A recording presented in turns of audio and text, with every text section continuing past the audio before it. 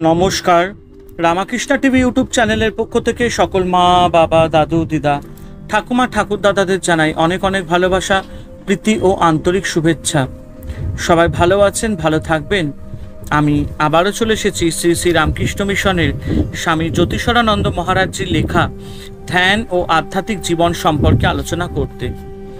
আজকে আমরা আলোচনা করব আধ্যাত্মিক আদর্শের শর্ত থেকে সংসারকে ভিন্ন দৃষ্টিতে দেখা। খুব সুন্দর আলোচনা আজকের টপিক, এবং স্বামী জ্যোতিষরানন্দ মহারাজজি এই বিষয়ে বলেছেন, স্বভাবতই এর অর্থ নিজেদের ও অন্যান্যদের সম্বন্ধে আমাদের ধারণার পরিবর্তন। অন্যের সঙ্গে আমাদের সম্পর্ক সম্বন্ধে কিছু পুনর্বিবেচনা করতে হবে। অধ্যাত্ম জীবন অবশ্যই সংসার জগতের উপর আমাদের দৃষ্টিভঙ্গির পরিবর্তন আনবে। যারা পারিবারিক বন্ধনে আবদ্ধ থাকে তাদের বর্তমান সম্বন্ধগুলোকে উচ্চতর খাতে বয়ে নিয়ে যেতে হবে। অন্যে তোমার ভাব না বুঝলে বা পছন্দ না করলে তুমি যে তাদের সঙ্গে সুর মেলাবে তা ঠিক নয়। আধ্যাত্মিক জীবন সম্বন্ধে সমঝোতা না হলে এই ব্যাপারকে তোমাকে একাই সিদ্ধান্তে আসতে হবে। তোমাকে শিখতে হবে কি করে ঈশ্বরের মাধ্যমে অন্যের সঙ্গে সম্পর্ক স্থাপন করতে হয়। একবার আধ্যাত্মিক আদর্শ গ্রহণ করলে তোমার সব ভাবের ও সব সম্পর্কের ক্ষেত্রেই ওই আদর্শকে সমুজ্জ্বল করে রাখতে হবে। আধ্যাত্মিক জীবনে দুটি বিপদ এড়িয়ে চলতে হবে।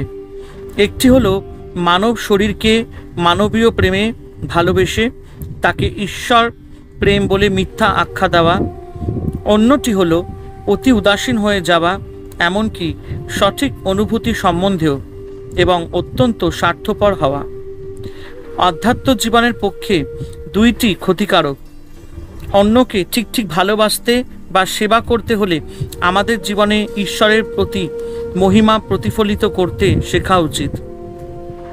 তখন নীরবতাই আবেগপূর্ণ অভিব্যক্তির থেকে আরও সরব হবে, এবং কথা বলা প্রয়োজন হলে তাও সহায়ক ও কার্যকরী হবে।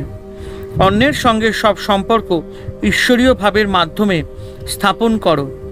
অন্যের প্রতি আসক্ত না হয়েও প্রীতিপূর্ণ, সদয় ও সহানুভূতিশীল হওয়া সম্ভব।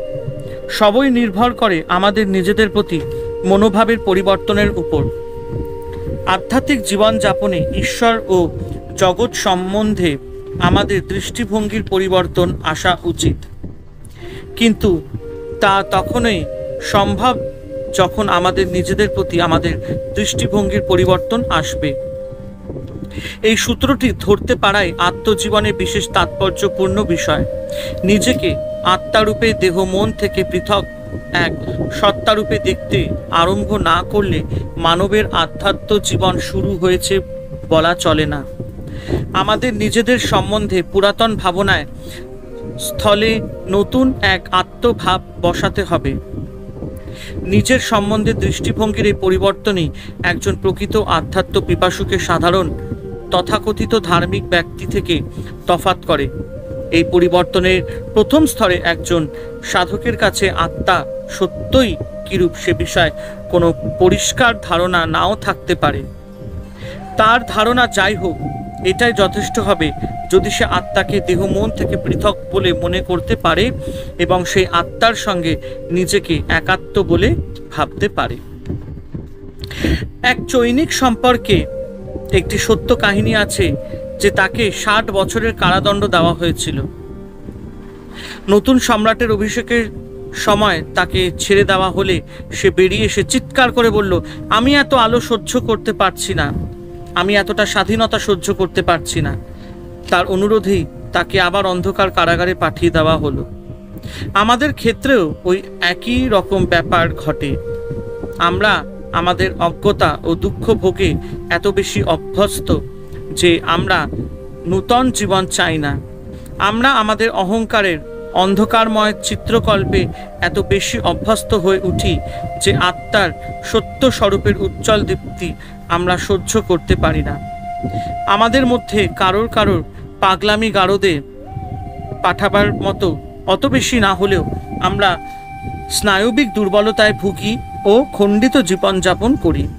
বেশি দেরি হয়ে যাবার আগে আমাদের শিক্ষা গ্রহণ করা দরকার, কিভাবে নিজেদের ওপর যত্নবান হতে হয়, কিভাবে বা সৎ জীবনের আদর্শ উপলব্ধি করা যায়।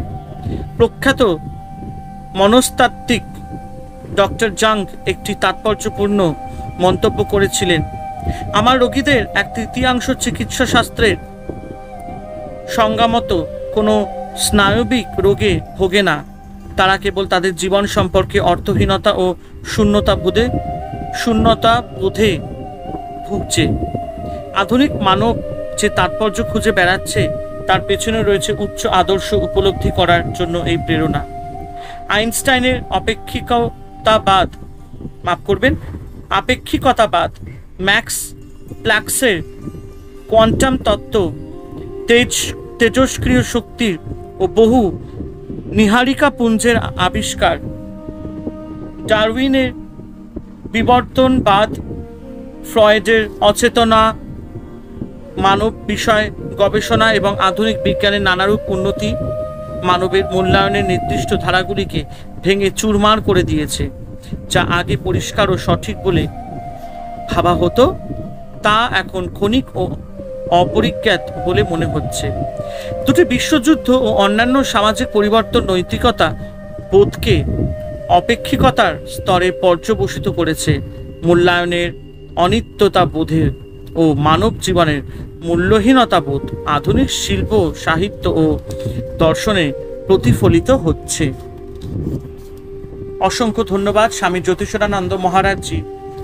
উনি খুব সুন্দর করে, মহারাজজি আমাদের কাছে খুব সুন্দর করে সংসারে ভিন্ন দৃষ্টিতে দেখা, সংসারকে ভিন্ন দৃষ্টিতে দেখা, এই সম্পর্কে খুব সুন্দর করে আমাদের কাছে আলোচনার মাধ্যমে ফুটিয়ে তুলেছেন।